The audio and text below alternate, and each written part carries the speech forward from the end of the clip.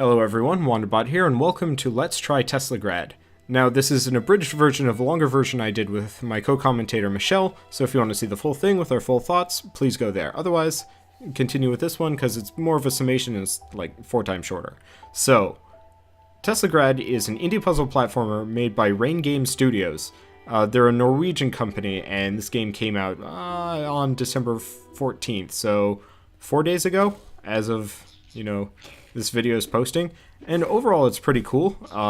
Yes, there are a lot of indie puzzle platformers on the market, and it's kind of all the rage these days to make one, but this one manages to stand out. The visual quality is amazing. Everything is hand painted or hand animated in the case of the characters and monsters and stuff, and the sheer level of visual polish just shines through in everything. The way the character moves, the way the character grabs onto things, even the rain animation going on right now is fantastic looking. And the audio is kind of much the same way. It's very dystopic and kind of background music-y, but there's some more violin-y stuff that comes in later. And this is all quite good. And it's kind of the unobtrusive music that you really don't need to worry about. And also, all the sound effects are pretty unobtrusive too, which is good, because annoying sound effects are the worst. Now, the one issue with this game that I've run into straight off the bat is that it was not made for controllers, so it's going to take a little bit for you to get used to the controls. Now, as far as actual gameplay goes, you have the basic, left-right jump style platforming, but pretty early on into the game you get a gauntlet that lets you change the polarity of various objects in the game. So, in this case, I've changed the polarity of myself using the flower, punched the thing below me, and when I get the timing right, I can use it to levitate into the air. And it takes a little bit of trial and error because I lose my polarity very quickly, and it takes a bit to get underway. So, as far as it goes, it feels very, I want to say kind of poorly combined with Braid, because it's got a lot of the physics elements of Portal, but the visual polish and just narrative style of Braid, which is really cool. And it's definitely one of those where the puzzles are going to make you think more. This one's a little bit more on the timey side, but there's some that get a lot more complicated later on, such as this one, which uses much the same polarity system, but you had to use it in conjunction with both positive and negative polarity to push and pull you away from the electricity below that would kill you, and then you had to use Blink, your second ability, that you get from your boots. You get the punching from the glove. You use Blink to get through the jail cell walls, or whatever you want to call them, the bars. And then this last one I'm showing off here is the hood that you get after the second boss. You get pretty much a new item after every boss, I believe. But also there's a scroll, which I'll be getting into those in a little bit. But the hood lets you change your own polarity. I think it's a little bit weaker than the flowers, but it's permanent, so you can use it as much as you want, so you can cling on surfaces if you have a reverse polarity thing above you or below you, or you can use it to repel to hover, which is super useful. So, those are pretty much the powers. You do get more, I assume, later, but mostly you just use them kind of in combination with each other to get through everything. So right now I'm just using a lot of Blink to get past.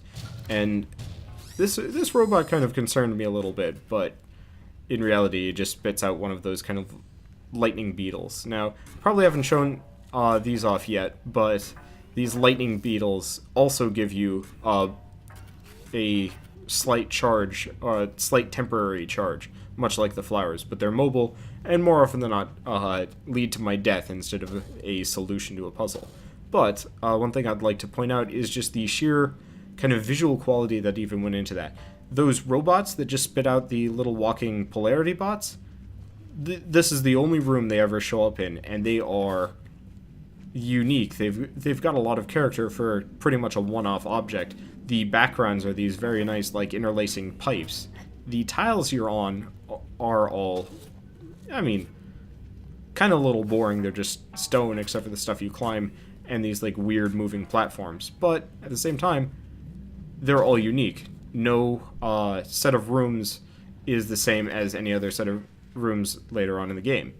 So if you spend a lot of, well, if you wander around, you will pretty much run into completely different biomes. So earlier we had the tree, and then we have, this area that's much more pipey, which is, I think, really cool. But now I'm showing off a puzzle that frustrated me a little bit, because at first I had no idea I was supposed to run the junk into here, though it became pretty obvious after a little bit of messing around. And then it drops this lightning ball of death. By the way, you only have 1 health in this game, so you hit anything that hurts you, it kills you. And this is one of my complaints with the game as well. The fact that anything and everything will injure you. Or not injure you, take you out. And luckily, there are checkpoints everywhere, so you pretty much don't have to go too far back. But I've had to repeat a lot of rooms at least 4 to 5 times, which is kind of frustrating. For simple little things as just accidentally clipping that little bit, or, similar other issues. And in this case, this puzzle also frustrated me because at first you don't even know how to make the electro ball. And then you don't really know what to do once you're here, because kind of dead end. It turns out what I'm supposed to do, and I think I solve it in the next run through, is I'm actually supposed to get in front of the ball, which is frustrating. But that's kind of the issue I've had with this game, because you spend a lot of the time looking at the puzzle and you're thinking, and it's cool to be problem solving, but the frustration is kind of in the mechanics of it's not very fun to repeat a puzzle more than like 2 to 3 times, and maybe I'm just bad at this sort of thing, but the fact that I had to redo this one 5 different times and lost my count of everything is a little frustrating. And yes, a lot of it is my fault, but the difficulty scale is obnoxious, to say the least. I guess I'm up to, what, six times? But otherwise, it's quite fair within the rules. I just wish it was a little bit easier, because I feel very stressed out doing a lot of these things, and I'd much rather kind of a more casual experience. Braid did it very well, where there was very little consequence to your action, because you could just zoom right back. But in this one, you pretty much just have to deal with the consequences, start the room entirely over. At least it's only like a minute or 2 lost, but those minute or 2 stack up very substantially as you progress.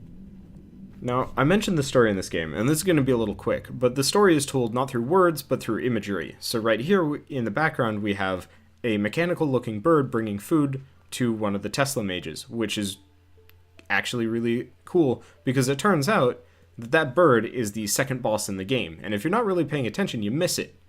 But cool things happen. Now, I also mentioned scrolls earlier, and so we've jumped over to the scrolls menu. Now, there are, I believe, 36 or 38 scrolls in the game, and each one of them tells a section of the story, starting from way before, current times up until the kind of inception of the character with his parents and him as a baby, and he's a foretold hero, but, here's the king and the Tesla mage building their tower. Here's some random dudes I don't actually know. I'm sure there will be an explanation later, but I don't get it right now. And every time you pick up a scroll that is randomly scattered throughout the more or less tower, it will fill in the blanks here, and eventually you will have a full tapestry of how everything went down. And I think this is really cool. My only complaint is that it's, not in order. So if you're like trying to figure out a specific section of the story, you pretty much have to wait until later.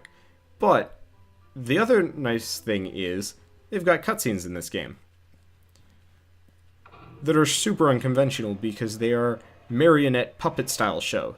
So a lot of the story between the tapestries and these marionette puppet shows they overlap intensely. So later on, after I did this recording, I got a tapestry that showed this exact part of the story, with the king wanting the wizard to invade or help invade other countries, and the wizard saying no. And so if you have trouble finding the scrolls, because they're probably the hardest part of the game, just getting to them and grabbing them, you can pretty much just find these cutscene rooms all over the place and watch most of the plot. I don't think it goes into the prehistoric stuff, but it covers a lot of the current events, so if you're lost, it explains it quite well. And again, there are no words, so didn't need to be localized and everyone can understand it. I think that's really cool.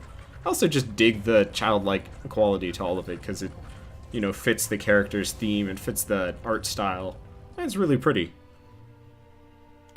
It is kind of vague, though, at first, so you're not quite sure what's going on, but once you get some of the tapestries to fill in the blanks and, you know, watch the other cutscenes, it makes sense. There are also puzzles in all of the cutscene rooms, which is kind of cool, but I'm not going to show them because I already finished this one, and it's boring.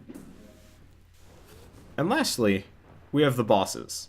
And there are 5 bosses in this game, and each of them is fairly unique. So the first one that I didn't film was like a dragon-like thing, and you had to use the polarity to bring boxes up into its face that would explode and hit him and hurt him. This one's the bird that was featured in the tapestry, or wall mural more like, below, and he does, you know, air shock attacks, will come up and claw you, a lightning wave that's coming through right now, as well as those exploding minions from earlier. And each boss takes about 3 hits to kill, which is actually fairly good, because they can kill you in one shot. And I believe in this documented part, I didn't die once, but not shown on camera right now is the, like, 30 other times I died, in fact, of the... Well, when I did the longer version with Michelle, I actually had to do one of those 1,000 times faster speed-up modes just to get through it all, because we spent way too much time just trying to beat this guy. It's not the hardest boss ever, but like one slight mistake brings you back to square one. And so for the puzzles, not so bad, but when you're fighting a boss, it's not only stressful, but it's hard. Overall, though, the mechanics are good. It's kind of classic style boss battling. There's nothing too complicated about it, but like if you're not good with your timing, or you're just, you know, you make one slip up, you have to start all over. And I didn't particularly care for that sort of thing, but since there are only 5, it's forgivable, because you know what, if you only have to do this 5 times, it ain't so bad. And all the bosses have kind of cool death animations and music. So overall, I would say Teslagrad is fun, but hard. Unforgivingly hard in a lot of cases. The puzzles can be particularly stymieing. The bosses, you will probably have to fight more than once just to get it, you know, get it done. And not the end of the world, especially because, like I said, there are only 5 of them, and they're all fairly unique, so it's not particularly boring. It's just frustrating. So, as far as the frustration goes, it's really cool from like an intellectual standpoint, because you beat it and you feel this like elation of victory and success.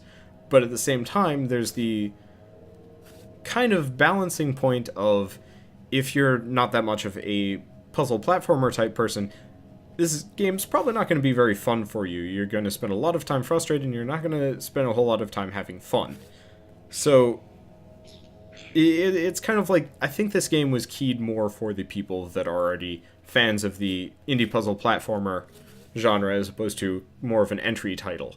And it definitely shows. It definitely looks like it would be great for an entry thing visually, but like this puzzle here just threw me for a loop for about, 3-5 minutes, just trying to figure out what I'm supposed to do.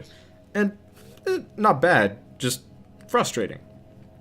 So if you're like an inexperienced player, or you really don't like indie puzzle platformers, I would just say stay away from Teslagrad. It's an awesome game, but it's really just not for you, because you're probably just not going to have fun, which I'd hate to say, but that's just kind of the truth of the matter. But otherwise, it's got great audio and visual, great puzzles. It really made me think. And, you know, I didn't expect it to have a particularly interesting story, but it did. It had a particularly interesting story, or at least I think it's interesting thus far. And that's really cool. I've been comparing it a lot to Braid, and I think I will continue to think of it as kind of a successor or like little brother to Braid. So, this has been Wanderbot trying out Teslagrad. It's $10 on Steam if you want to try it out. And if you like what I'm doing here, you know, toss me a like. If you want to discuss it, toss me a comment. And if you want to see more, leave me a subscription, because, well, I'm going to be doing more of these, a lot more of these, because I like testing out new games and trying new things. So, I will see you guys on the next review.